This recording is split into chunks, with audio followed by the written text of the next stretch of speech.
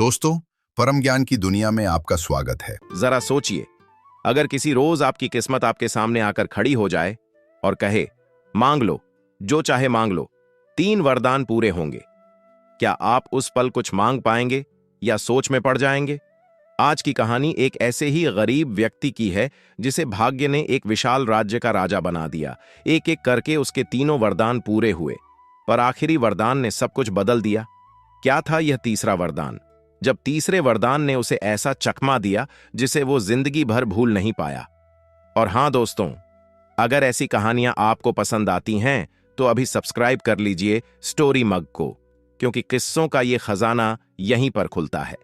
आगे और भी अनसुने मोड़ आपका इंतजार कर रहे हैं और कहानी के अंत में आपको बताएंगे तीसरा वरदान। अब वापस आते हैं एक ऐसी कहानी पर जो आपको सोचने पर मजबूर कर देगी। गरीब के 3 वरदान। ये कहानी है एक 15 वर्ष के लड़के की जिसका नाम था सूर्यकांत। एक सीधा सादा, शांत स्वभाव, लेकिन बचपन से ही बहुत समझदार लड़का, जो एक छोटे से गांव में अपनी मां के साथ रहता था। उनका घर कच्ची मिट्टी का बना हुआ था। वक्त की मार से दीवारें भी हल्की सी टेढ़ी हो चुकी थीं। सूखी घास और बांस से बनी हुई छप्पर की छत। बारिश के वक्त अक्सर पानी टपकता था, लेकिन उस घर में प्यार की कोई कमी नहीं थी। हालांकि सूर्यकांत के पिता की मृत्यु तब हो गई थी जब वो सिर्फ 10 साल का था। उस दिन के बाद से उसकी दुनिया सिमटकर सिर्फ उसकी मां तक रह गई थी। मां ही उसका सब कुछ थी, उसका सहारा, उसकी ताकत और उसका प्यार। उसकी मां अब उम्र के उस पड़ाव पर थीं जहां शरीर को आराम चाहिए होता है, लेकिन आराम कहां नसीब में था। वो रोज सुबह उठती, आस पड़ोस के घरों में जाकर काम करती, किसी के बर्तन मांजती, किसी के आंगन बुहारती। उनके चेहरे पर हमेशा एक शांति होती थी, लेकिन आंखों में दिन रात की मेहनत की लकीरें साफ नजर आती थीं। सूर्यकांत के पिता एक मामूली किसान थे। उन्होंने न तो जमीन छोड़ी थी, न ही कोई जमा पूंजी। छोड़ा था तो सिर्फ एक छोटा सा घर और ढेर सारी जिम्मेदारियां। लेकिन मां बेटे हार मानने वालों में से नहीं थे। मां जैसे तैसे कुछ पैसे कमाकर घर चलाती और सूर्यकांत आंखों में बड़े सपने लिए अपनी पढ़ाई में लगा रहता। हर सुबह जब सूरज की किरणें हल्के हल्के गांव को छूती थीं, सूर्यकांत अपने बस्ते को कंधे पर लटकाता और गांव के स्कूल में पढ़ने चला जाता, और मां दूसरों के घरों में काम करने। सूर्यकांत बचपन से ही बहुत परेशानियां देख चुका था, लेकिन उसकी आंखों में एक अलग ही चमक थी, कुछ कर दिखाने की, अपनी किस्मत बदलने की, बहुत बड़ा बनने की। कभी कभी वो अकेले में आसमान की तरफ देखता और सोचता, क्या मेरी जिंदगी भी कभी बदलेगी? क्या मेरे हिस्से भी कभी खुशियां आएंगी? सूर्यकांत अपनी मां का बहुत आज्ञाकारी था। वो पूजा भी करता, व्रत भी रखता और मां की हर बात बिना बोले मानता। मां के लिए वो सब कुछ था और मां उसके लिए। सूर्यकांत खुद नहीं जानता था कि उसकी किस्मत उसे किस रास्ते पर ले जाने वाली है। शाम का वक्त था। सूर्यकांत रोज की तरह खाना खाने के बाद टहलने के लिए बाहर निकल गया। ठंडी हवा चल रही थी और आसमान हल्का नीला होता होता अब धीरे धीरे गहराने लगा था। चलते चलते सूर्यकांत गांव की नहर के किनारे किनारे काफी दूर निकल गया। चारों ओर सन्नाटा था, बस नहर का पानी बहने की आवाज और कहीं कहीं झींगुरों की आवाज सुनाई दे रही थी। वो कुछ देर और चलता रहा, लेकिन तभी उसे महसूस हुआ कि अंधेरा घिरने लगा है। उसने घर लौटने का मन बनाया और जैसे ही मुड़ा, उसकी नजर नहर के पास बने एक पुराने से घास फूस के झोपड़े पर पड़ी। इतनी दूर, आबादी से बिल्कुल अलग ये झोपड़ी, यहां कौन रह सकता है? सूर्यकांत के मन में सवाल उठ रहे थे। उसके मन का कौतूहल उसके कदमों पर भारी पड़ रहा था। उसने वापस जाने का इरादा छोड़ दिया। उसका मन बेचैन हो उठा। उसे जानना था कि आखिर इस झोपड़ी में कौन रहता है। बिना आवाज किए वो झोपड़ी के पास पहुंचा। उसने देखा कि झोपड़ी के अंदर एक बुजुर्ग बैठे थे। लंबी दाढ़ी और बाल, सफेद कपड़े पहने वो एक चटाई पर बैठे हुए थे। उनके सामने रखे दिए की धीमी रोशनी में भी उनके चेहरे पर एक शांति और अद्भुत तेज साफ नजर आ रहा था। उनके चेहरे पर एक अलग ही नूर था, मानो किसी साधना में लीन संत हों। सूर्यकांत बिना कुछ बोले चुपचाप उनके सामने बैठ गया और उनके होंठों से निकलते हुए शब्दों को ध्यान से सुनने लगा। वो अपने चारों ओर की दुनिया को भूल चुका था। बुजुर्ग अपने ध्यान में मग्न थे। उन्होंने सूर्यकांत की ओर देखा भी नहीं और अपनी साधना में लीन रहे। समय बीतता रहा। करीब 2 घंटे यूं ही निकल गए। सूर्यकांत उसी तरह बैठा रहा। अंत में जब बुजुर्ग ने पूजा खत्म की तो उन्होंने धीरे से आंखें खोलीं और पहली बार सूर्यकांत की ओर देखा। सूर्यकांत झट से खड़ा हो गया, जैसे किसी गुरु के सामने शिष्य। बुजुर्ग मुस्कुराए और बहुत ही कोमल स्वर में बोले, बैठ जाओ बेटे, तुम अच्छे मन के लगते हो। फिर उन्होंने पास रखे एक मिट्टी के बर्तन से थोड़ी सी मिठाई निकाली और सूर्यकांत की तरफ बढ़ाते हुए बोले, ये लो, प्रसाद खा लो और अब अपने घर जाओ, रात काफी हो गई है। सूर्यकांत मिठाई लेते हुए बोला, बाबा जी, क्या मैं फिर आ सकता हूं आपके पास बैठने, सुनने और कुछ सीखने? बिल्कुल आ सकते हो, लेकिन एक बात याद रखना, बाबा ने धीरे से कहा, इस बारे में तुम किसी से भी कुछ मत कहना। सूर्यकांत ने सिर हिलाकर हामी भर दी और फिर चुपचाप अपने घर लौट गया। उसके बाद से रोज का एक नया सिलसिला शुरू हो गया। जैसे ही सूरज ढलने लगता, सूर्यकांत अपने घर के काम निपटाकर बाबा के पास पहुंच जाता। वहां बैठकर वो घंटों उनकी बातें सुनता, कुछ नया सीखता और हर दिन की तरह एक अजीब सी शांति लेकर लौटता। एक शाम जब वो वहां पहुंचा, उसकी आंखों में अजीब सी बेचैनी और चेहरे पर भारी उदासी थी। बाबा ने गौर किया और प्यार से पूछा, क्या हुआ बेटा, आज इतने परेशान क्यों लग रहे हो? सूर्यकांत ने थोड़ा रुकते हुए जवाब दिया, बाबा, मैं राजकुमार बनना चाहता हूं, किसी बड़े राज्य का राजकुमार। ये सुनते ही बाबा कुछ पल चुप रहे। फिर उन्होंने हल्की मुस्कान के साथ कहा, ये ख्वाहिश अपने दिल से निकाल दो बेटे। भगवान जो करता है अच्छे के लिए ही करता है। हर इंसान राजा या राजकुमार नहीं बन सकता। सोचो जरा, अगर सब लोग राजा बन जाएं, सबके पास ताकत हो या फिर सभी गरीब हों, तो इस दुनिया का संतुलन ही बिगड़ जाएगा ना। बाबा का स्वर गंभीर था। और एक बात और बेटा, दूर से सब कुछ अच्छा लगता है, पर पास जाने पर उसकी सच्चाई बहुत अलग होती है। तुमने वो कहावत सुनी है ना, दूर के ढोल सुहावने लगते हैं। तुम नहीं जानते कि किसी राजकुमार या राजा को किन किन मुश्किलों से गुजरना पड़ता है। जो मिल जाए उसी में संतोष रखना चाहिए। दुनिया में लालच की कोई सीमा नहीं होती। इसीलिए मेरे प्यारे बेटे, अपने इस ख्वाब को छोड़ दो और भगवान पर भरोसा रखो। बाबा ने धीमी आवाज में कहा, नहीं बाबा, मैं सच में राजकुमार बनना चाहता हूं। बाबा ने उसकी आंखों में झांकते हुए गहरी सांस ली और बोले, अच्छा, तो ठीक है, तुम्हारी ये इच्छा पूरी होगी। कल दोपहर ठीक 12 बजे इस गांव के उत्तर दिशा में थोड़ी दूरी पर एक सुनसान मैदान है। वहां तुम्हें एक आदमी मिलेगा। वो प्यास और थकावट से बेहाल होगा। उसके लिए पानी और थोड़ा खाना लेकर जाना, उसकी मदद करना और फिर देखना ईश्वर क्या करता है। अगली सुबह सूरज धीरे धीरे चढ़ने लगा। गांव की गलियों में हलचल शुरू हो गई थी। उस दिन सूर्यकांत के अंदर एक अलग ही खुशी थी। उसने अपने कंधे पर पानी से भरा मटका लटकाया, एक कपड़े में थोड़ा खाना बांधा और उस मैदान की ओर चल पड़ा जहां बाबा ने बताया था। गर्मी तेज थी, हवा बिल्कुल थमी हुई और दूर दूर तक कोई नजर नहीं आ रहा था। लेकिन तभी एक पेड़ की छांव के नीचे उसे एक आदमी दिखाई दिया, कमजोर, अधमरा सा, प्यास से तड़पता हुआ। उसका चेहरा सूख चुका था, होंठ फटे हुए, आंखें आधी खुली हुईं। सूर्यकांत दौड़कर उसके पास पहुंचा, जल्दी से मटका उतारा, आदमी को थोड़ा पानी पिलाया, फिर हाथ से थोड़ा खाना खिलाया। उस आदमी ने जैसे ही पानी पिया, उसकी आंखों में थोड़ी चमक लौटी, जैसे जिंदगी दोबारा मिल गई हो। उसने कांपती आवाज में सूर्यकांत की ओर देखा और कहा, ए नेक दिल लड़के, तू कोई इंसान नहीं, फरिश्ता है। तूने इस वक्त मेरी जान बचाई है। तूने जो किया है उसका कर्ज मैं पूरी जिंदगी नहीं चुका पाऊंगा। उस आदमी की आंखों में अब थोड़ी जान आ चुकी थी और उसने सूर्यकांत की ओर देखा, जैसे किसी फरिश्ते को देख रहा हो। धीमे स्वर में उसने पूछा, क्या मैं अपने मददगार का नाम जान सकता हूं? सूर्यकांत ने मुस्कुराते हुए कहा, मेरा नाम सूर्यकांत है। मैं एक गरीब लड़का हूं। जो कुछ भी मैंने किया वो मेरा इंसानी फर्ज था। फिर उसने थोड़ा झिझकते हुए कहा, एक बात कहना चाहता हूं, उम्मीद है आप बुरा नहीं मानेंगे। उस आदमी ने तुरंत जवाब दिया, बिल्कुल कहो बेटा, अगर मेरे बस में हुआ तो जरूर करूंगा। उस आदमी ने सीधा बैठते हुए कहा, मैं कोई आम आदमी नहीं, मैं एक राजा हूं। एक दिन शिकार पर निकला था, लेकिन अपने साथियों से बिछड़ गया और इसी जंगल में भटक गया। अगर तुम आज मेरी मदद न करते तो शायद मैं भूख प्यास से तड़पकर यहीं मर जाता। उसकी आवाज में कृतज्ञता थी और आंखों में प्यार। फिर वो रुका और धीमे से बोला, बेटा, मेरी कोई संतान नहीं है और मेरी पत्नी का भी बहुत पहले स्वर्गवास हो चुका है।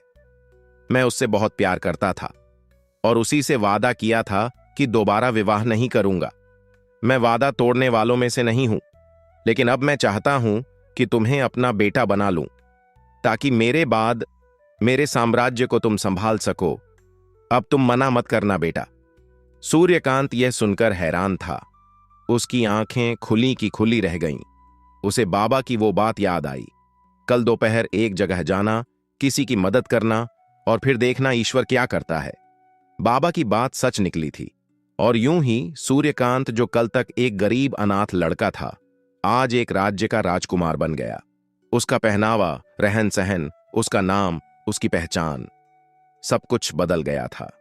अब उसके शरीर पर रेशमी राजसी कपड़े थे, गले में कीमती मोतियों की माला झूल रही थी, कानों में हीरे जड़े झुमके चमक रहे थे। उसके चारों ओर सुंदर सेविकाएं और भरोसेमंद नौकर चाकर खड़े थे। भव्य महल, सुंदर बाग बगीचे, सोने चांदी की चीजें, वो सब उसकी दुनिया का हिस्सा बन चुके थे। सूर्यकांत एक तक खुद को आईने में देखता रहा, मानो सोच रहा हो, क्या ये सच है? क्या मैं सच में वही हूं जो कल तक एक फटे पुराने कपड़ों में घूमता था? सूर्यकांत एक राजसी कमरे में आराम से पलंग पर लेटा हुआ था, जहां रेशमी पर्दे झूल रहे थे और चांदी के पंखे धीमे धीमे हिल रहे थे। तभी एक सुंदर सी सेविका धीरे से कमरे में आई और आदर से बोली, राजकुमार साहब, महाराज ने आपको बुलाया है। सूर्यकांत एक पल को ठिठका, फिर उठकर तैयार हुआ और राज दरबार की ओर बढ़ गया। यह पहला मौका था जब वो राज दरबार में जा रहा था। जैसे ही वह दरबार के दरवाजे तक पहुंचा, वहां खड़े एक ऐलान करने वाले ने ऊंची आवाज में कहा, महाराज की जय हो, राजकुमार सूर्यकांत हाजिर होना चाहते हैं। अंदर से एक गर्मजोशी भरी आवाज आई, आओ राजकुमार, स्वागत है तुम्हारा, मेरे पास आओ। सूर्यकांत ने दरबार में कदम रखा और देखा, एक विशाल हॉल, सोने से जड़ी दीवारें, ऊंची छत पर लटकते झूमर और सैकड़ों दरबारी अपने अपने स्थान पर बड़े अनुशासन से बैठे हुए थे। दरबार में प्रधानमंत्री, मंत्रीगण, सेनापति और तमाम उच्च पदाधिकारी मौजूद थे। सभी की निगाहें सिर्फ सूर्यकांत पर थीं। आज वो क्षण था जब उसे इस महान राज्य का उत्तराधिकारी घोषित किया जाना था। सूर्यकांत ने एक गहरी सांस ली और आत्मविश्वास से भरे कदमों के साथ शाही सिंहासन की ओर बढ़ा। उसकी चाल में ऐसा तेज था जैसे वो सच में एक जन्मजात राजकुमार हो, जबकि उसने इससे पहले किसी असली राजकुमार को देखा तक नहीं था। जैसे ही वो राजा के पास पहुंचा, राजा खुद उठ खड़े हुए और उसे अपने सीने से लगा लिया। उस पल पूरे दरबार में सन्नाटा छा गया, एक आदर भरा। सभी दरबारी भी अपनी अपनी जगह से खड़े हो गए और झुककर आदर जताया। राजा ने सूर्यकांत को गले से लगाते हुए कहा, बेटा, आज से तुम इस राज्य के उत्तराधिकारी हो। अब इस ताज के साथ एक बहुत बड़ी जिम्मेदारी भी तुम्हारे कंधों पर आ गई है। मुझे यकीन है कि तुम इसे अच्छे से निभाओगे। सूर्यकांत ने आंखों में चमक और दिल में एक नई ऊर्जा के साथ जवाब दिया, मैं पूरी कोशिश करूंगा महाराज कि आपके हर आदेश का सम्मान करूं और इस जिम्मेदारी को निभाने लायक बनूं। दरबार में जैसे ही राजा ने सूर्यकांत को अपने बराबर वाले खूबसूरत सिंहासन पर बैठाया, पूरा माहौल जोश और तालियों से गूंज उठा। राजकुमार की जय हो, राजकुमार जिंदाबाद, आवाजें दूर दूर तक फैल रही थीं। एक आम गरीब लड़का जो कभी जंगल में भटकता था, आज राजा के सिंहासन के करीब बैठा था। अब सूर्यकांत नहीं रहा। अब वो सिर्फ एक नाम नहीं, बल्कि एक रुतबा था, एक पहचान था। उस विशाल राज्य का उत्तराधिकारी, भविष्य का राजा। उसके चारों ओर हर वो चीज मौजूद थी जिसकी लोग सिर्फ कल्पना करते हैं। सुनहरे थालों में परोसे जाने वाले स्वादिष्ट व्यंजन, दुनिया भर के स्वादिष्ट फल, पीने को खास और नायाब पेय पदार्थ, पहनने को रेशमी और राजसी कपड़े और हर वक्त सेवा में लगे वफादार सेवक। एक पल के लिए सूर्यकांत को लगा कि उसका सपना पूरा हो गया है। वह बुजुर्ग की बात सच साबित हो चुकी थी। उसकी पहली तमन्ना, राजकुमार बनना, पूरी हो गई थी। लेकिन यह खुशी ज्यादा देर टिक नहीं पाई। धीरे धीरे उस ऐशो आराम की चमक फीकी पड़ने लगी। उसके मन में एक अजीब सी उलझन घर करने लगी। जो जिंदगी उसने सोची थी वो अब उसे कैद जैसी लगने लगी थी। हर दिन एक नया हुक्म, हर पल एक नया आदेश।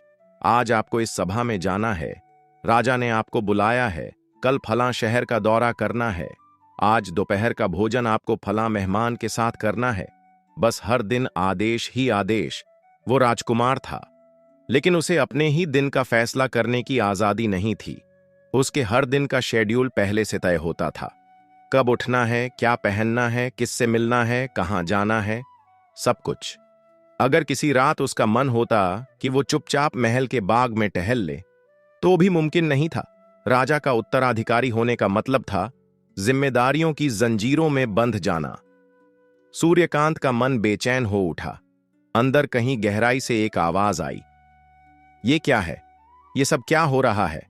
उसका दिल जोर से चिल्लाया, ये कोई राजसी जिंदगी नहीं, ये तो एक जेल है, एक कैद है। मैं तो जैसे गिरफ्त में हूं, अब और नहीं सह सकता। वो खुलकर हंसना चाहता था, खिलखिलाना चाहता था, अपनी उम्र के बच्चों के साथ मिलकर शरारत करना चाहता था। वो चाहता था कि कोई उसके साथ मस्ती करे, लड़ाई करे, रूठे और फिर मनाए, जैसे आम बच्चों के बीच होता है। कभी वो खुद रूठ जाए तो दोस्त उसे मनाएं।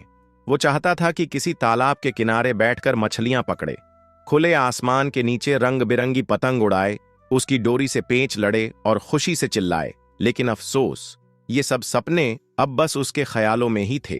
महल में जो भी था सब उसका आदर करते थे, उसे राजकुमार साहब कहकर झुकते थे, उसकी हर बात पर जी हुजूरी करते थे। लेकिन अब वो इस नकली इज्जत से भी तंग आ चुका था। उसे ऐसा इंसान चाहिए था जो उसके सामने खड़ा होकर आंखों में आंखें डालकर बात करे, कभी कभी झगड़े, तर्क करे, लेकिन यहां सबके चेहरे पर एक जैसी मुस्कान थी, बनावटी, झूठी और थकी हुई। इन्हीं उलझनों के बीच एक दिन एक अजीब किस्सा हुआ। उस वक्त राजा किसी दूसरे राज्य के दौरे पर गए हुए थे और नियमों के अनुसार जब राजा महल से बाहर होते तब राज्य के सारे कामकाज राजकुमार यानी सूर्यकांत को संभालने होते थे। उस राज्य की परंपरा के मुताबिक हर महीने की एक तारीख को आम दरबार लगता था। एक ऐसा दिन जब आम जनता खुलकर अपनी बातें राजा के सामने रख सकती थी, और संयोग से वह दिन आ गया जब राजा राज्य से बाहर थे। अब राजसी नियमों के अनुसार ये जिम्मेदारी भी सूर्यकांत को निभानी थी।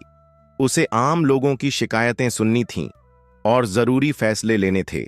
महल के बड़े से हॉल में दरबार लगा। सजे हुए कालीन, भारी पर्दे और सुनहरे सिंहासन के सामने एक लंबी कतार में लोग अपनी अर्जियां लेकर खड़े थे।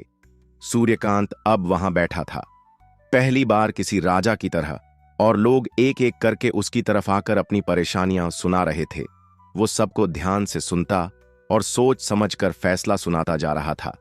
तभी भीड़ में से एक बूढ़ी औरत कांपते कदमों से आगे बढ़ी। उसका चेहरा आंसुओं से भीगा हुआ था और आंखों में दर्द साफ झलक रहा था। वो फूट फूट कर रोते हुए बोली, महाराज, मुझ पर दया कीजिए, मेरी बेटी को मुझे वापस दिलवा दीजिए। सूर्यकांत चौंक पड़ा। उसने तुरंत पूछा, कौन है तुम्हारी बेटी और कौन है जिसने उसे छीन लिया? साफ साफ बताओ। सूर्यकांत ने पूछा। बुजुर्ग महिला की कांपती हुई आवाज पूरे माहौल को झकझोर रही थी। महाराज, 1 महीना पहले आपके सैनिक जबरदस्ती मेरी बेटी को मेरे घर से उठा ले गए थे और अब वो राजमहल में एक सेविका बना दी गई है। मुझे उससे मिलने की भी इजाजत नहीं। महाराज, वो मेरी इकलौती संतान है, मेरे बुढ़ापे का सहारा। आप देख रहे हैं कि एक मैं अंधी हूं। मेरी बेटी ही मेरी आंखें थीं, वही मेरी मुस्कान थी, मेरी उम्मीद थी। अगर वो मुझे वापस नहीं मिली तो मैं जीते जी मर जाऊंगी। ये कहते कहते वो बूढ़ी महिला फूट फूट कर रोने लगी। दरबार में मौजूद हर शख्स की आंखें भीगने लगीं। सूर्यकांत का चेहरा गंभीर हो गया। उसने तुरंत सामने खड़े प्रधानमंत्री से कहा, मंत्री जी, इस बुजुर्ग महिला की बेटी, इसे लौटा दी जाए। प्रधानमंत्री ने सिर झुकाकर धीमे स्वर में कहा। महाराज, मेरी जान की हिफाजत रहे तो एक बात कहूं, ऐसा करना मुमकिन नहीं है। सूर्यकांत का गुस्सा फूट पड़ा।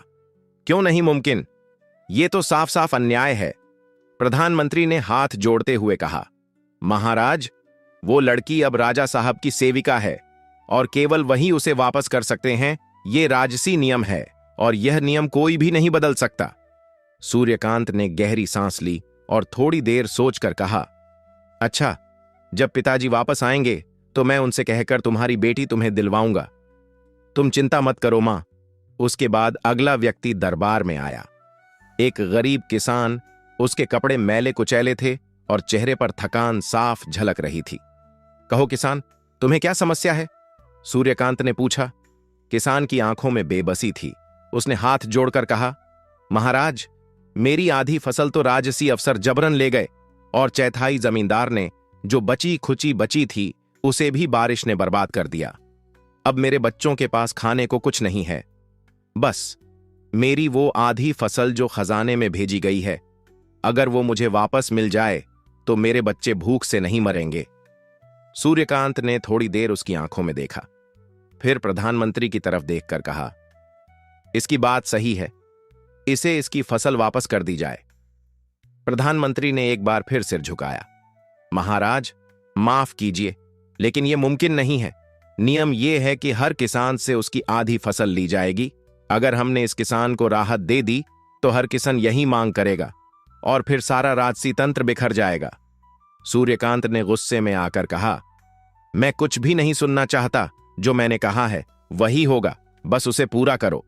मंत्री ने थोड़ी देर चुप रहकर गहरी सांस ली, फिर बोला, महाराज, राजसी कानून को सिर्फ और सिर्फ राजा सलामत ही बदल सकते हैं। मैं चाहकर भी कुछ नहीं कर सकता। मुझे माफ कीजिए, मैं मजबूर हूं।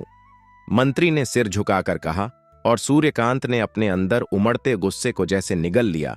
खून का घूंट पीकर वो चुपचाप दरबार से उठ गया और अपने कमरे में चला गया। कमरे की तन्हा दीवारों के बीच लेटा सूर्यकांत देर तक सोचता रहा।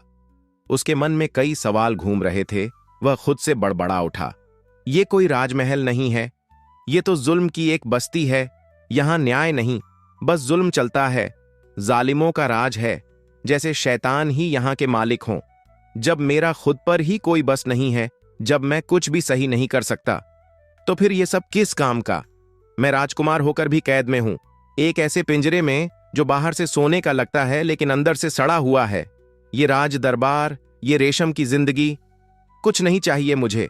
मैं आजाद नहीं हूं, बस एक कैदी हूं। रात जैसे जैसे गहराती गई, सूर्यकांत की बेचैनी बढ़ती गई और फिर एक पल ऐसा आया जब वो चुपचाप उठ खड़ा हुआ। किसी को कुछ बताए बिना महल की दीवारों को पीछे छोड़ते हुए वो चल पड़ा, अपने गांव की ओर, उस जगह की ओर जहां खुली हवा थी, आजादी थी और वो बेफिक्री जिसकी उसे सख्त जरूरत थी। कई दिनों तक धूल, मिट्टी और कांटों भरे रास्तों को पार करता हुआ जब वो अपने गांव पहुंचा तो उसका शरीर थककर चूर हो चुका था। उसकी हालत देखकर कोई भी पहचान न पाता कि ये कोई राजकुमार है। लेकिन जैसे ही वो अपने पुराने घर के दरवाजे पर पहुंचा, उसकी बूढ़ी मां दौड़ती हुई बाहर आई और उसे गले से लगा लिया। अरे बेटा, तू कहां चला गया था इतने दिन? देख, तूने अपनी क्या हालत बना रखी है। चेहरा कितना उतर गया है और ये तेरे गाल बिल्कुल पीले पड़ गए हैं। चल, ये दूध पी ले, मैंने अपने हाथों से तेरे लिए गर्म किया है। सूर्यकांत ने मां की आंखों में देखा, फिर बिना कुछ कहे दूध का गिलास एक ही सांस में पी गया और फिर बाहर की खुली हवा में लंबी सांस लेते हुए बस इतना कहा, अब मैं आजाद हूं। हां, अब मैं वाकई में आजाद हूं। इसके बाद वो धीरे धीरे पास ही खेलते बच्चों की ओर बढ़ गया। उन बच्चों के बीच बैठकर वो ऐसे खेलने लगा जैसे फिर से छोटा बच्चा बन गया हो। बेफिक्री, सुकून और हंसी के बीच उसकी आंखों की चमक लौटने लगी थी। थोड़ी देर खेलने के बाद जब शरीर ने जवाब देना शुरू किया तो वो घर लौटने को मुड़ा। लेकिन इतने दिन गांव से दूर रहने के बाद उसे अपने गांव की हरी भरी हवाएं, मिट्टी की खुशबू और उन सीधे सादे बच्चों की मासूम मुस्कानें इतना खींच रही थीं कि उसकी थकान भी जैसे हार मान गई थी। वो घर पहुंचा। मां ने फिर से दूध का गिलास आगे बढ़ा दिया। इस बार भी उसने एक ही बार में सारा दूध खत्म किया और बिना देर किए अपने पुराने दोस्तों से मिलने निकल पड़ा। मगर अब शरीर जवाब देने लगा था। कई दिनों की थकान, लंबा सफर और भावनाओं का बोझ सब मिलकर उसके शरीर को तोड़ने लगे।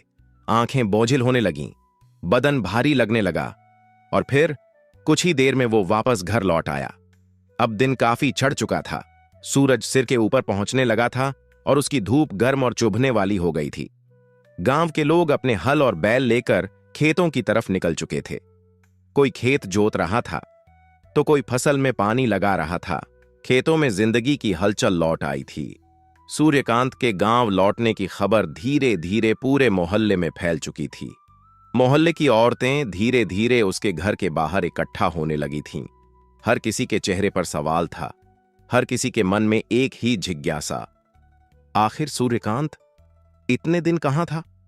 जब सूर्यकांत घर के अंदर दाखिल हुआ तो उसने देखा कि उसकी मां के साथ साथ मोहल्ले की कई औरतें वहां बैठी थीं। उसने सबको नमस्ते किया और एक किनारे जाकर चुपचाप बैठ गया। सबकी नजरें उस पर टिकी थीं। हर कोई उसके मुंह से सुनना चाहता था कि वो इतने दिनों तक गया कहां था, क्या कर रहा था और अब वापस क्यों आ गया। लेकिन सूर्यकांत पहले से तय कर चुका था कि वो किसी को सच नहीं बताएगा। उसे मालूम था कि कोई भी उसकी बात पर यकीन नहीं करेगा, और करें भी कैसे।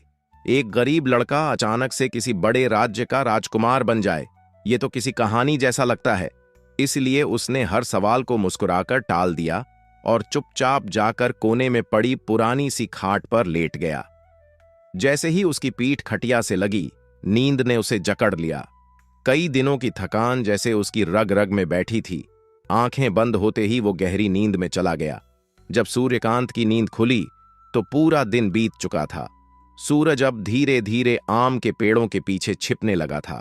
लालिमा से भरा आसमान अब धीरे धीरे नीला होता जा रहा था। सूर्यकांत उठकर बाहर आया।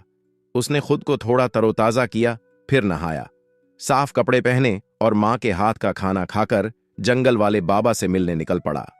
बाबा की कुटिया गांव के बाहर एक शांत जगह पर थी। जब सूर्यकांत वहां पहुंचा तो रात की परछाइयां फैल चुकी थीं। चारों तरफ सन्नाटा था। बस दूर कहीं से झींगुरों की आवाज आ रही थी। चांदनी जमीन पर बिखरी हुई थी। बाबा हमेशा की तरह एक कोने में चटाई पर बैठे ध्यान में लीन थे।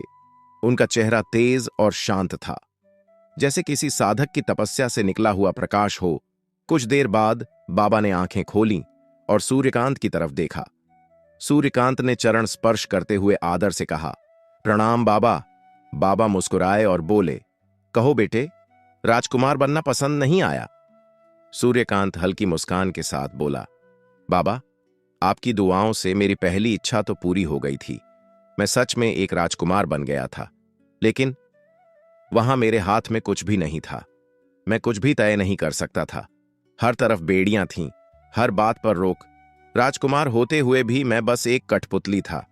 बाबा ने गहरी सांस लेते हुए कहा, मैंने पहले ही कहा था बेटे, दूर की चीजें हमेशा अच्छी लगती हैं, लेकिन जो दिखता है वो हमेशा सच नहीं होता। तुम्हारे मन का जो सपना था वो अधूरा नहीं रहा, पर मैं जानता हूं तुम्हारे अंदर जो असली इच्छा थी वो अभी बाकी है। सूर्यकांत ने सिर हिलाते हुए कहा, हां बाबा, शायद मैं राजकुमार से ज्यादा खुश होता अगर किसी देश का राजा होता, या फिर एक फकीर जिसे किसी चीज की परवाह ना हो।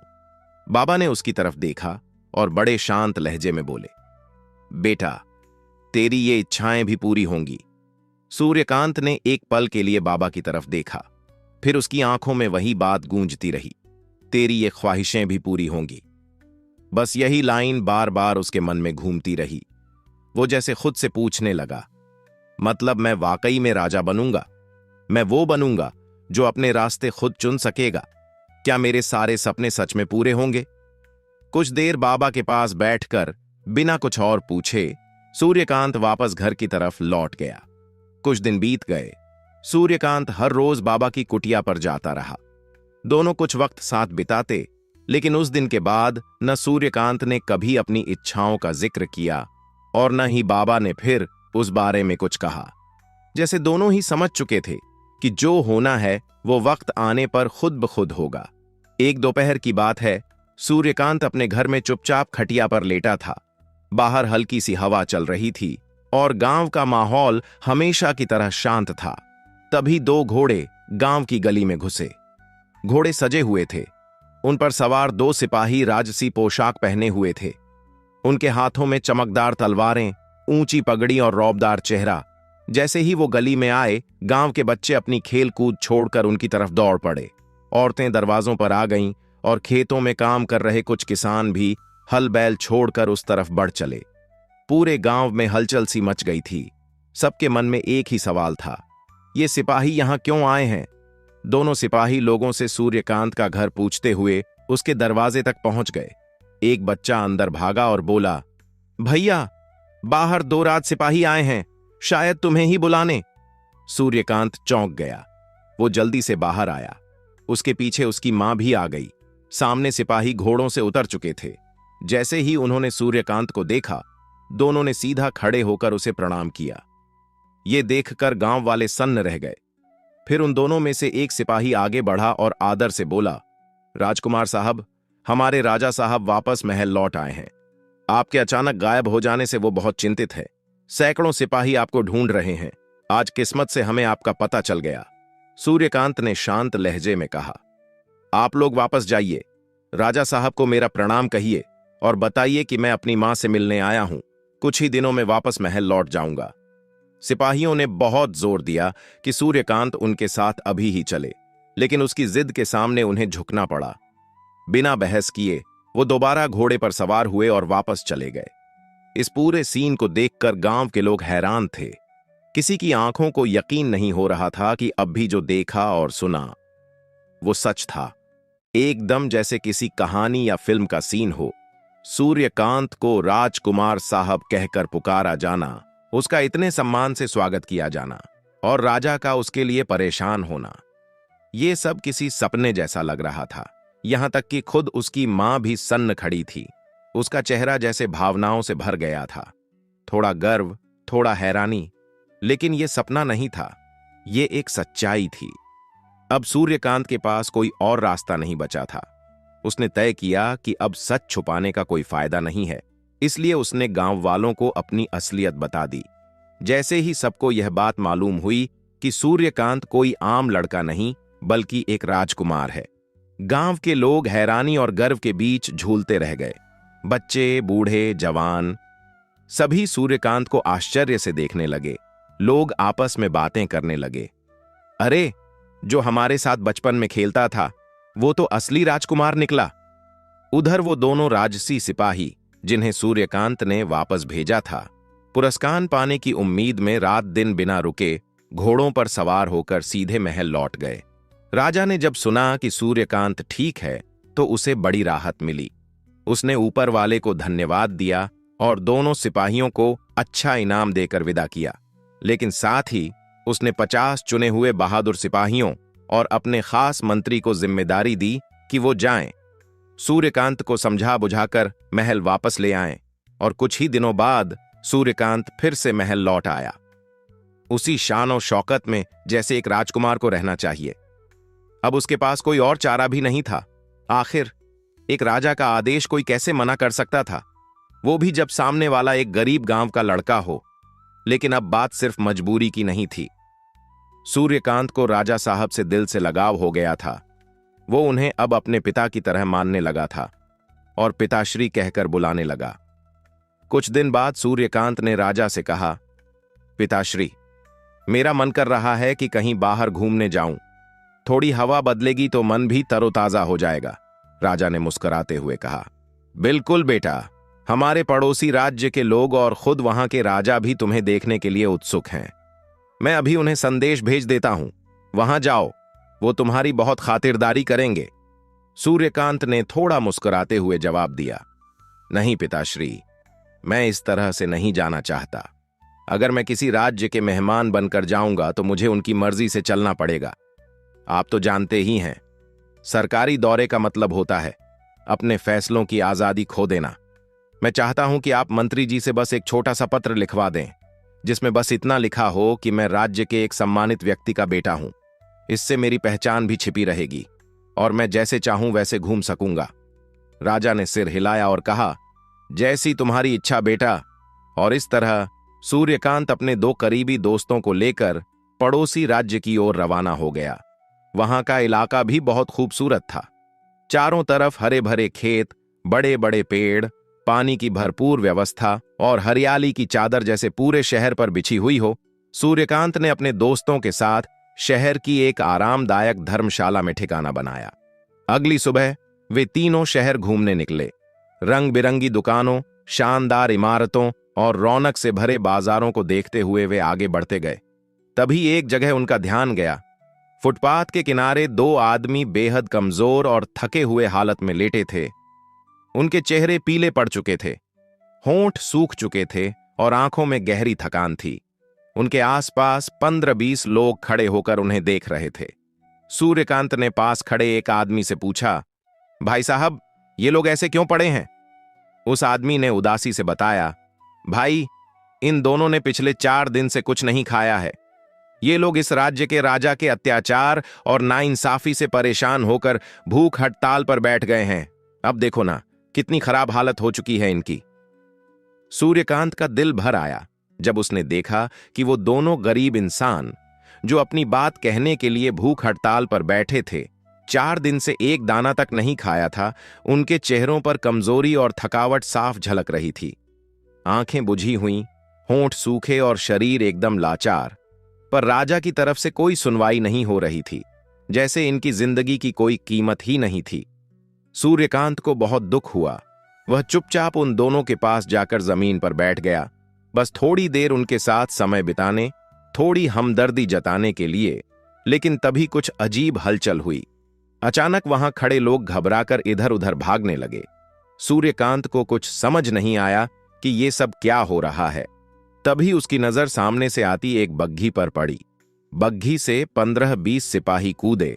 उनके हाथों में डंडे थे और फिर किसी को कुछ कहे बिना वो सीधे इन दोनों भूख हड़ताल करने वालों की तरफ बढ़े और उन्हें ऐसे उठाकर बग्घी में फेंक दिया जैसे वो इंसान नहीं, कोई बोझ हो।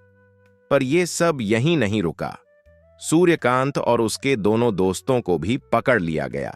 बिना कोई वजह बताए सूर्यकांत ने हैरानी से पूछा, हमने क्या किया है? लेकिन राजसी सिपाहियों ने बेरुखी से जवाब दिया, हमारा काम सिर्फ आपको कोतवाल साहब के सामने ले जाना है, कसूर वो बताएंगे। लोग जो अभी कुछ देर पहले तक इन भूख हड़ताली लोगों की हिमायत कर रहे थे, वो सब एक झटके में गायब हो गए थे। किसी में हिम्मत नहीं थी कि कुछ बोल सके या कुछ रोक सके। बग्घी अब शहर की एक बड़ी और आलीशान बिल्डिंग के सामने आकर रुकी।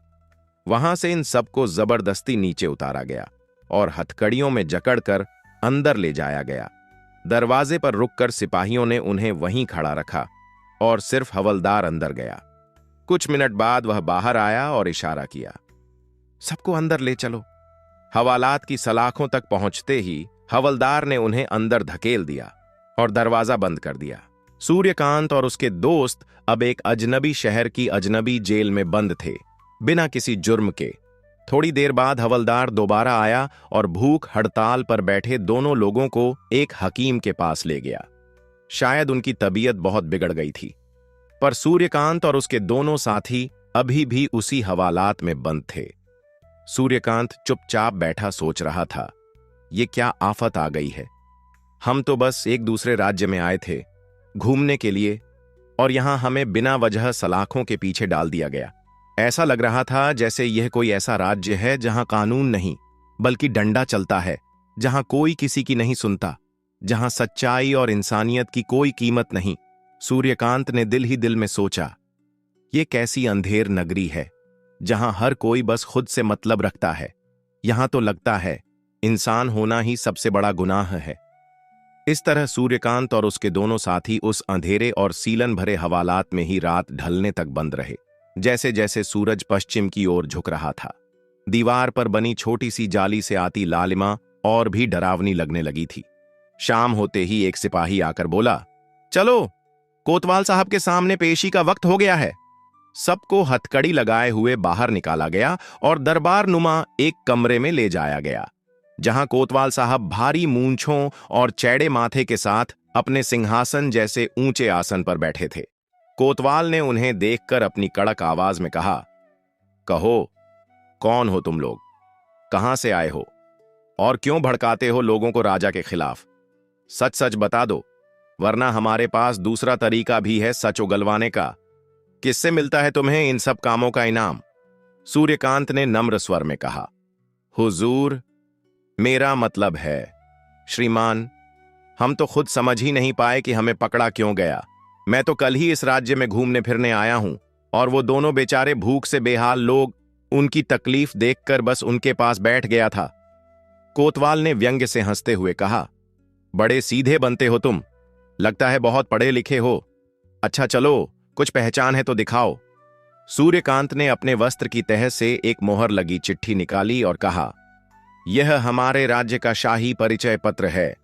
मैं पड़ोसी राज्य के एक प्रतिष्ठित कुल से आता हूं और खुद राजा साहब के आदेश पर भ्रमण के लिए निकला हूं।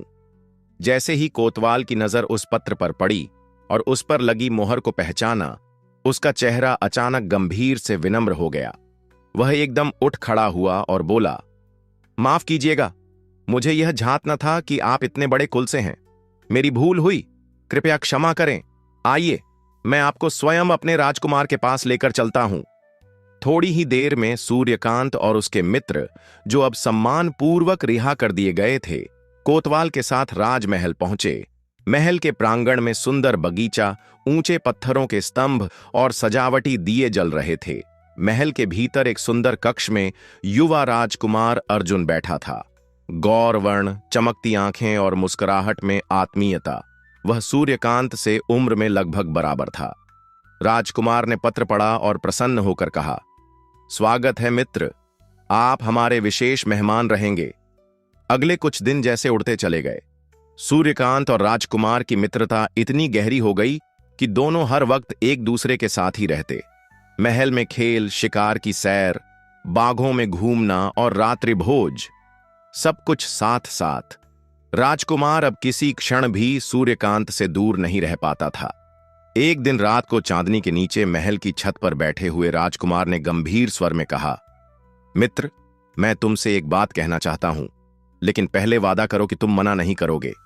सूर्यकांत ने मुस्कुराते हुए उत्तर दिया, राजकुमार जी, आपने मेरे ऊपर जो स्नेह बरसाया है, उसके बाद मैं आपकी किसी भी इच्छा को ठुकरा नहीं सकता। आप जो कहेंगे, मैं उसे निभाने का भरसक प्रयास करूंगा। राजकुमार ने गहराई से उसकी आंखों में झांकते हुए कहा, तो सुनो, कल सुबह से तुम इस राज्य के नए प्रधानमंत्री।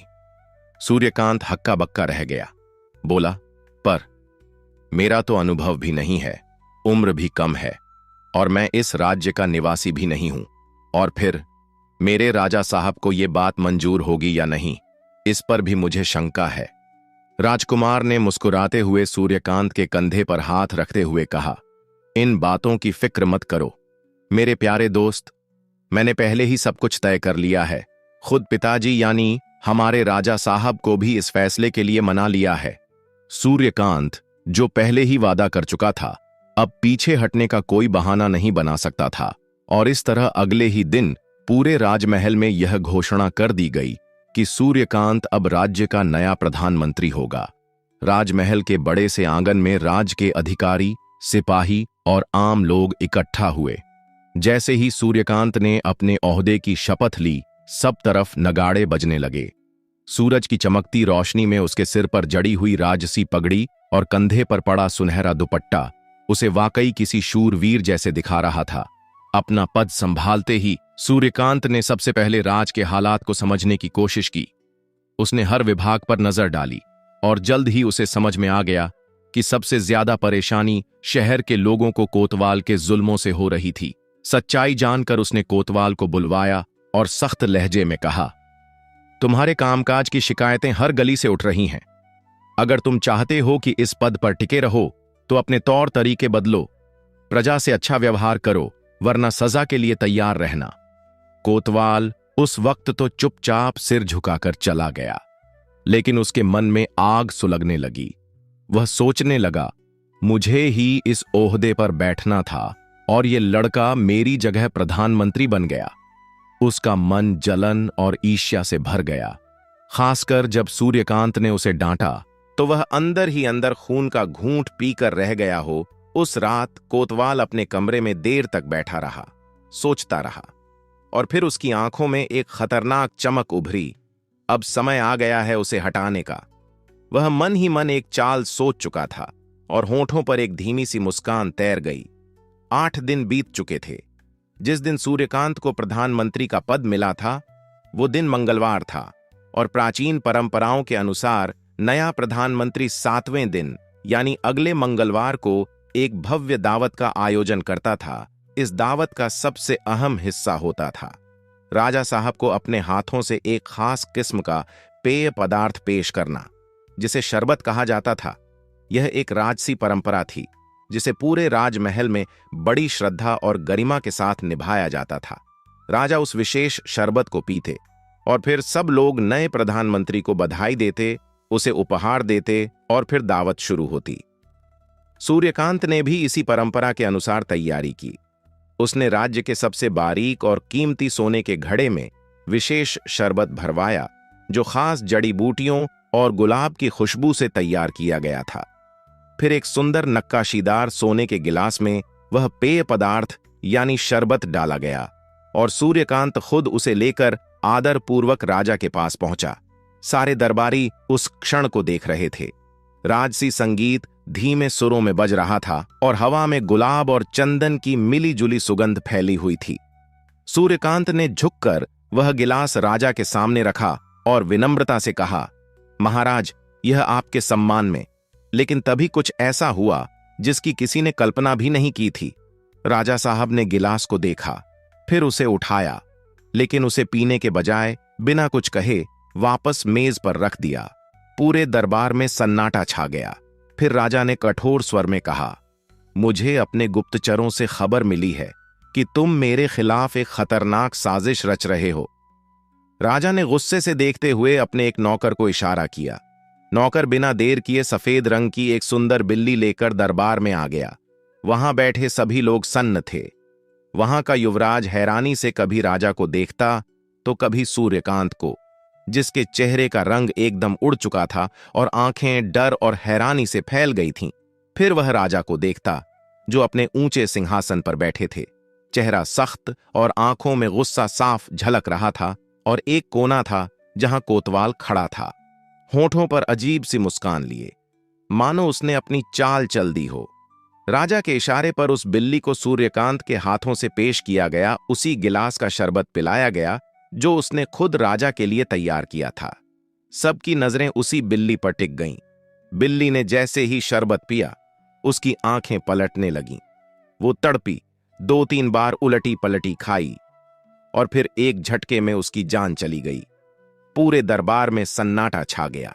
कुछ ही पलों में लोगों का गुस्सा फूट पड़ा।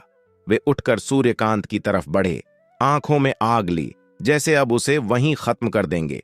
लेकिन तभी राजा ने जोर से डांट लगाई, बस करो, और अपने सैनिकों को इशारा किया। सैनिक फुर्ती से आगे बढ़े और सूर्यकांत और उसके साथियों को चारों तरफ से घेर लिया। राजा बोले, शांत रहिए सभी लोग, अपराधी को उसकी सजा जरूर मिलेगी, लेकिन अभी नहीं, मैं कल इसका फैसला सुनाऊंगा। फिर कोतवाल की तरफ मुड़कर बोले, इन सबको आज रात के लिए जेल में रखो और कल मेरे सामने पेश करना। फिर वही हुआ। सूर्यकांत, जो 8 दिन पहले पूरे जोश और सुनहरे सपनों के साथ प्रधानमंत्री बना था, अब एक बार फिर जेल की सलाखों के पीछे पहुंच गया। वो बैठा था, एकदम खामोश, टूट चुका, थका हुआ। अब उसे बाबा की वो बातें याद आ रही थीं। दूर के ढोल सुहावने होते हैं और जो होता है अच्छे के लिए होता है। उसका दिल खुद से सवाल कर रहा था, काश मैंने बाबा की बात मानी होती, काश मैं प्रधानमंत्री ना बना होता। अब देखो, मैं एक मुजरिम बन गया और इज्जत भी चली गई और ठुकराया भी गया। अब देखना है सजा क्या मिलती है।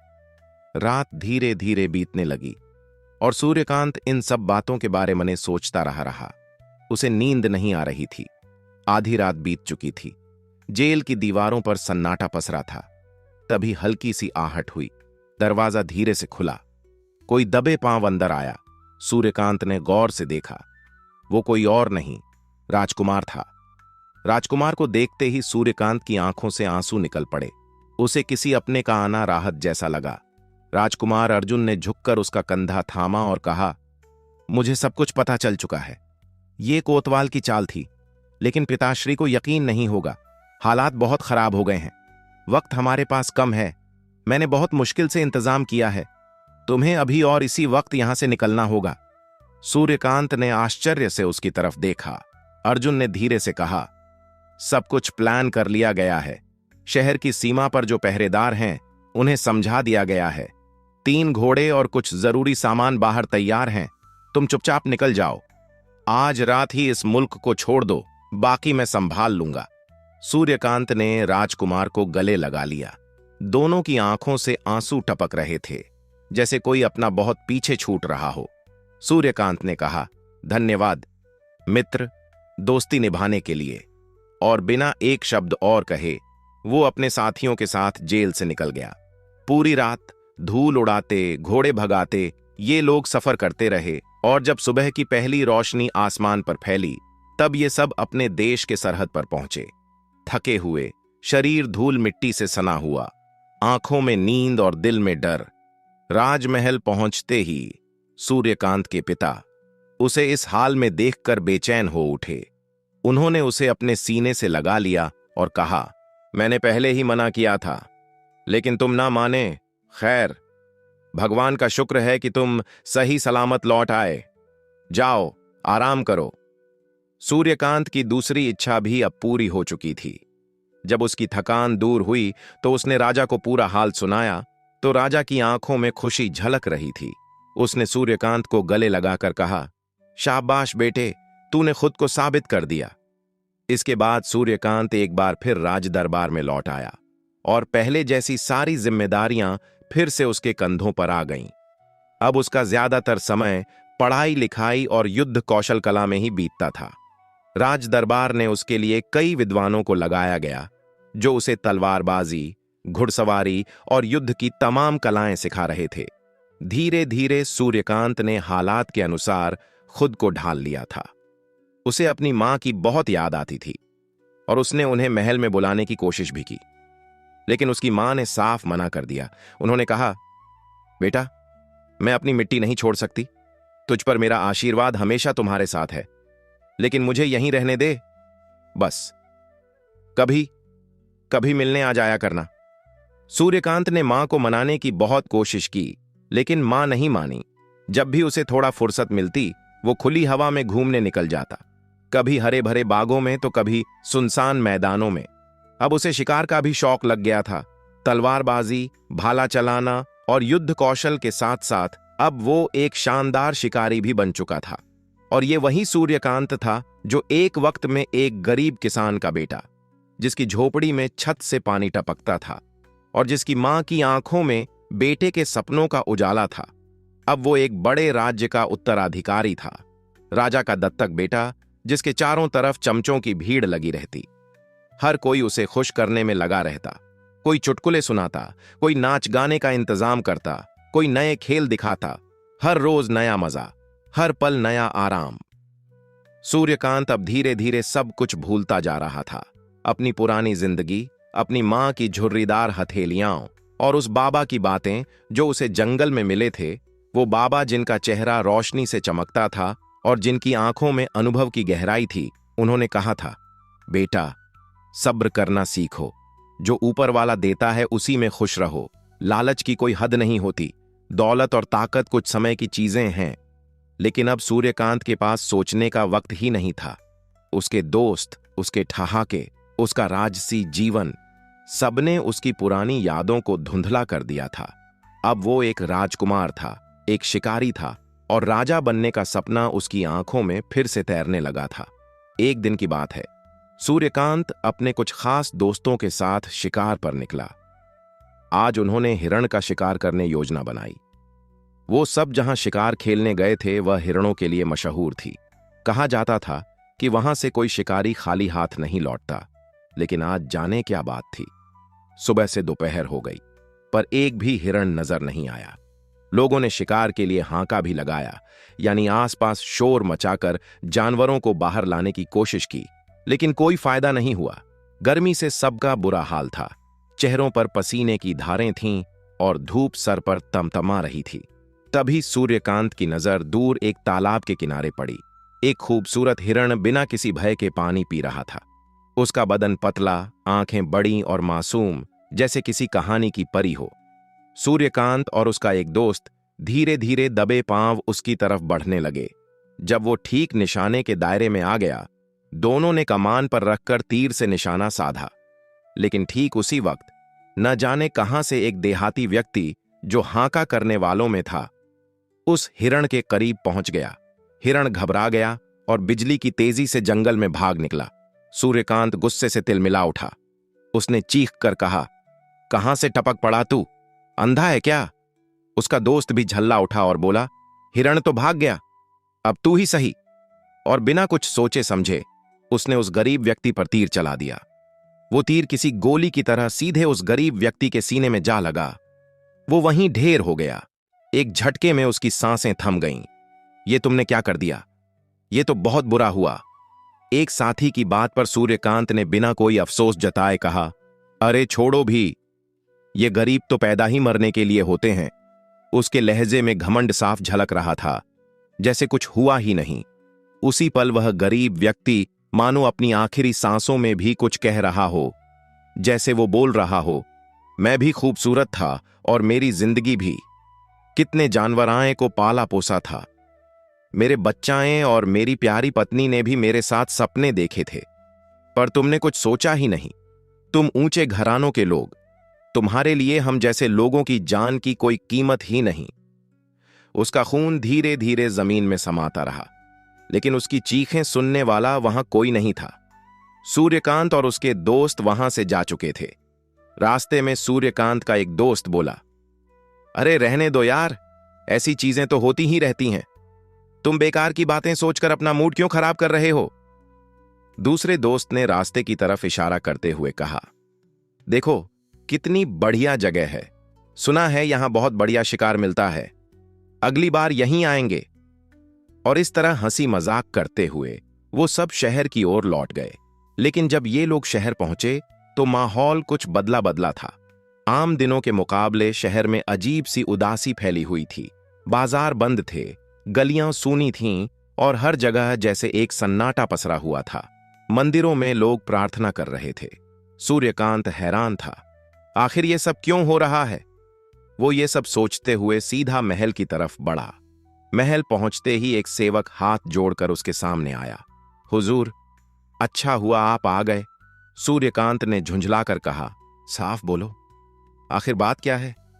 सेवक की आवाज थोड़ी कांपी। हुजूर, राजा साहब की तबीयत बहुत खराब हो गई है। वैद्य और हकीमों ने जवाब दे दिया है। सूर्यकांत एक पल के लिए स्तब्ध रह गया। फिर वो तेज कदमों से राजा के कमरे की ओर भागा। कमरे में गहरी खामोशी थी। राजा सलामत अपने सुनहरे बेड पर बेसुध पड़े थे। उनकी आंखें बंद थीं और चेहरा शांत मगर पीला हो गया था। कमरे में मौजूद सब लोग चुप थे। कई वैद्य और हकीम एक कोने में सिर झुकाए खड़े थे। सूर्यकांत ने लगभग चिल्लाकर कहा, कुछ करो, ईश्वर के लिए पिताश्री को बचा लो। एक हकीम ने धीरे से जवाब दिया, अब कुछ नहीं किया जा सकता राजकुमार, दवा का वक्त बीत चुका है, अब बस प्रार्थना ही की जा सकती है। लेकिन ऊपर वाले को कुछ और ही मंजूर था। थोड़ी ही देर में राजा ने हमेशा के लिए आंखें मूंद लीं। 3 दिन तक पूरे राज्य में शोक मनाया गया। सारे प्रोग्राम रद्द कर दिए गए। बाजार बंद रहे और हर गली मोहल्ले में शांति छाई रही। लोग आते हैं और चले जाते हैं, पीछे बस यादें रह जाती हैं और धीरे धीरे यादें भी धुंधली हो जाती हैं। अमीर हो या गरीब, राजा हो या रंक, किसी एक के चले जाने से जिंदगी का कारवां रुकता नहीं। राजा की अचानक मौत से सूर्यकांत के दिल पर गहरा असर पड़ा। जैसे जैसे समय बीतता गया, वो दर्द और अफसोस भी खत्म होता गया और सूर्यकांत फिर से अपनी ऐशो आराम की दुनिया में खोता चला गया। अब वो सिर्फ राजकुमार नहीं रहा, बल्कि अब वो पूरे राज्य का नया राजा बन चुका था। उसकी तीसरी इच्छा अब पूरी हो चुकी थी। अब सूर्यकांत का नाम राजा सूर्यकांत हो गया था। उस विशाल राज्य का शासक, जिसके रहने के लिए शानदार महल था, सोने के पलंग थे, रेशमी कपड़े थे, हीरे जवाहरात से जड़े ताज, उसकी सेवा में हर वक्त तैयार रहने वाले नौकर चाकर और गुलाम। कहानी अब एक ऐसे मोड़ पर थी जहां बाहरी चमक दमक बहुत थी, लेकिन अंदर कहीं कुछ अधूरा सा, कुछ ऐसा जो अब भी सूर्यकांत के दिल से बहुत दूर था। सूर्यकांत के राजा बनते ही उसने अपने सभी दोस्तों को ऊंचे ऊंचे पदों पर बैठा दिया। पुराने और अनुभवी लोगों को एक एक कर हटा दिया गया। अब सत्ता की हर कुर्सी पर सूर्यकांत का कोई ना कोई खास बैठा था। कोई मुख्यमंत्री बना, कोई दरबारी अफसर, कोई सिपह सालार। सूर्यकांत धीरे धीरे पुराने तरीकों को बदलना चाहता था और हर वक्त कुछ नया सोचता रहता था। वो सिर्फ योजनाएं बनाता, लेकिन जमीनी सच्चाई क्या है ये उसे जानने की जरूरत ही नहीं लगती थी। उसने अपने दोस्तों पर इतना भरोसा कर लिया था कि उन्हें पूरा हक दे दिया गया था और अब वही दोस्त मिलकर सत्ता चला रहे थे। पर इन दोस्तों की असली मंशा कुछ और थी। वे कम से कम समय में ज्यादा से ज्यादा पैसा बटोरना चाहते थे। प्रजा यानी आम लोग उनके जुल्मों सितम का शिकार बनने लगे, लेकिन कोई कुछ बोल नहीं सकता था। गरीब जनता के पास कोई ताकत नहीं थी। फिर एक दिन सूर्यकांत ने एक नया हुक्म जारी किया। अब राज्य का हर कमाने वाला इंसान अपनी कमाई का चौथाई हिस्सा सरकार को देगा, जिससे बाग बगीचे, खेल के मैदान, तालाब, कुएं जैसी चीजें बनाई जाएंगी। इस आदेश से लोग बहुत परेशान हो गए, क्योंकि उनकी आमदनी पहले ही बहुत कम थी। ऐसे में चौथाई हिस्सा देना मतलब खुद भूखा रहना। मगर राजा के आदेश को कौन टाल सकता था। लोगों ने दुखी मन से आदेश मान लिया, पर उनके दिल में सूर्यकांत के लिए गुस्सा और नफरत पनपने लगी। जैसे जैसे राजकोष में पैसा जमा होता गया, सूर्यकांत के इरादे भी बदलते गए। उसने सबसे पहले एक नया महल बनवाने का प्लान बनाया। ऐसा शानदार और भव्य महल जो दुनिया में सबसे अलग और अनोखा हो। उसने अपने मुख्यमंत्री को आदेश दिया कि तुरंत राजकोष के पैसों से नए महल का निर्माण शुरू करवा दो। मुख्यमंत्री ने अपने करीबियों को बुलाया और इन सब ने मिलकर सोचा, इससे बेहतर कमाई का मौका फिर कहां मिलेगा। जितना हो सके पैसा बचा लो और बाकी आपस में बांट लो। मजदूरी का सारा काम मुफ्त में प्रजा से करवा लो। महल का निर्माण शुरू हो गया। लोग पहले ही दुहक में थे, अब इस नए बोझ ने उन्हें और थका दिया। उन्हें समझ नहीं आ रहा था कि जब पहले से ही सुंदर महल मौजूद है तो फिर नया महल बनाने की जरूरत क्या है। हर चीज की एक हद होती है। पेड़ की शाख उतनी ही झुकती है जितनी उसमें लचीलापन होता है, पर जब दबाव अधिक हो जाए तो वो टूट जाती है। जनता भी लंबे समय तक चुप रही, सहती रही, मगर जब उन्हें जानवरों की तरह कोड़ों से पीटते हुए जबरदस्ती मजदूरी करवाई जाने लगी तो उनमें विद्रोह की आग भड़क उठी। अब उन्हें किसी सजा या मौत का डर नहीं रहा। उनके दिल में एक ही बात थी, या तो खुद को बचा लो या फिर इन जुल्मी हाथों को हमेशा के लिए खत्म कर दो। जब सूर्यकांत को इस गुस्से और बेचैनी की खबर मिली तो वो आग बबूला हो गया। उसे लगने लगा कि जनता उसके आदेश का विरोध कर रही है। सूर्यकांत को अंदाजा ही नहीं था कि लोगों को बंदूक की नोक पर जबरदस्ती बेगार में झोंका जा रहा है। उसे पता चलता भी कैसे। उसने तो वो पुराना सिस्टम ही खत्म कर दिया था जहां राजा सीधे जनता से मिलता था। अब राजा और जनता के बीच एक मोटी दीवार खड़ी हो चुकी थी, लेकिन इस बार सूर्यकांत खुद लोगों के बीच आया। गुस्से में दहाड़ा, तुम सब अनपढ़ हो। हम तो तुम्हारी भलाई के लिए ये सब कर रहे हैं, फिर इतना गुस्सा क्यों? अगर कोई सही वजह है तो बताओ, वरना ये सीधी बगावत है और बगावत की सजा होती है मौत। ये सुनकर भीड़ में से कई लोग चिल्ला उठे, अब हम डरने वाले नहीं हैं। जब मरना ही है तो हक के लिए मरेंगे, गुलामों की तरह बेगारी करते हुए नहीं। सूर्यकांत चौंक गया। क्या? कैसी बेगारी? कौन सा जुल्म? मुख्यमंत्री फौरन बोल पड़ा, महाराज, ये सब झूठ बोल रहे हैं, इन पर भरोसा मत कीजिए। लेकिन भीड़ से एक आवाज आई, हम झूठे नहीं हैं, हम पर वाकई अत्याचार हो रहा है। ठहरो, मैं सबकी बात सुनना चाहता हूं, सूर्यकांत ने कहा। इतने में एक नौजवान सामने आया और बोला, ये सब आपके मुख्यमंत्री के आदेश से हो रहा है। हर आम आदमी से जबरदस्ती काम करवाया जा रहा है, वो भी बिना कोई मजदूरी दिए। जो मना करता है उस पर कोड़े बरसाए जाते हैं, जो आवाज उठाए उसकी जुबान खींच ली जाती है और जो सिर उठाए उसका सिर काट दिया जाता है। ये मैं क्या सुन रहा हूं? क्या ये सब सच है? सूर्यकांत ने गुस्से में प्रधानमंत्री से पूछा। मंत्री बोला, महाराज, ये कोई जुल्म नहीं है। ऐसे ही तो बड़े बड़े महल बनते हैं, बिना बेगारी के कोई शानदार महल नहीं खड़ा होता। लेकिन सूर्यकांत का खून खौल उठा। उसने कोतवाल से कहा, इसे तुरंत गिरफ्तार करो, ये एक जालिम है, खून चूसने वाला। लेकिन कहानी ने यहां एक बड़ा मोड़ लिया। कोतवाल, जो असल में प्रधानमंत्री का ही आदमी था, उसने सूर्यकांत को ही धोखा दे दिया। वो आगे बढ़ा और भाले के निचले वाले हिस्से से सूर्यकांत के सिर पर जोर से वार किया। यह देखकर मंत्री जोर जोर से हंसने लगा, एक शैतानी हंसी जो उस नए बन रहे महल में गूंज रही थी। अचाक हुए वार से सूर्यकांत जमीन पर गिर पड़ा। उसके सिर से खून बह रहा था। आंखों के सामने अंधेरा छा गया और कुछ ही पल में वो बेहोश हो गया। सबको लगा राजा मर चुका है। यह सब इतना जल्दी और अचानक हुआ कि कोई कुछ समझ नहीं पाया।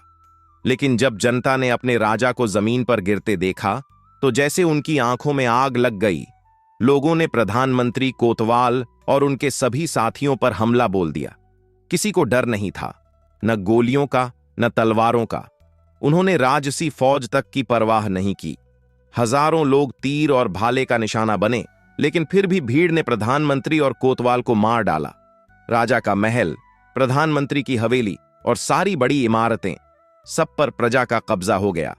सूर्यकांत को होश आया तो वह एक जंगल में पड़ा था। उसके चारों तरफ सन्नाटा था। दूर कहीं हल्का सा शोर सुनाई दे रहा था, लेकिन उसे समझ नहीं आ रहा था कि वो कौन है, उसका नाम क्या है, कहां है। वो सब भूल चुका था। कौन है, क्या है, कुछ भी याद नहीं था। सिर की चोट ने उसकी जान तो नहीं ली, लेकिन उसकी याददाश्त हमेशा के लिए छीन ली। और अब जो कभी राजा था, वो एक आम इंसान बनकर यहां वहां भटक रहा था। फिर एक दिन उसका मन सब कुछ छोड़कर ईश्वर की तरफ मुड़ गया। उसने खुद को एकांत में समर्पित कर दिया। न दिन देखा न रात, बस ईश्वर की भक्ति में डूब गया। वक्त बीतता गया। उसकी लंबी दाढ़ी, साधारण कपड़े और शांत चेहरा देखकर लोग उसे पहचान ही नहीं पाते। वो अब एक साधु जैसा दिखने लगा था, शांत, समझदार और भीतर से मजबूत। उसके चारों तरफ लोग बैठते, लेकिन वो किसी की परवाह किए बिना आंखें झुकाए ईश्वर को याद करता रहता। अब वो एक साधु था, वही साधु बनने की ख्वाहिश, यानी तीसरा वरदान जो उसने उस चमत्कारी बाबा को देखकर की थी। अब वो खुद एक ऐसा इंसान बन चुका था जिसे लोग श्रद्धा से देखते थे, पूजते थे और उसका सम्मान करते थे। और यही था सूर्यकांत की तीसरी इच्छा का अंजाम, यानी तीसरा वरदान। तो दोस्तों, कैसी लगी आपको ये कहानी? अगर पसंद आई हो तो वीडियो को लाइक जरूर करें, चैनल को सब्सक्राइब करें और बेल आइकन दबाना ना भूलें, ताकि अगली कहानी का नोटिफिकेशन सबसे पहले आपको मिले। और हां, कमेंट करके जरूर बताएं कि आपको सबसे ज्यादा कौन सा मोड पसंद आया। जय श्री कृष्ण, राधे राधे।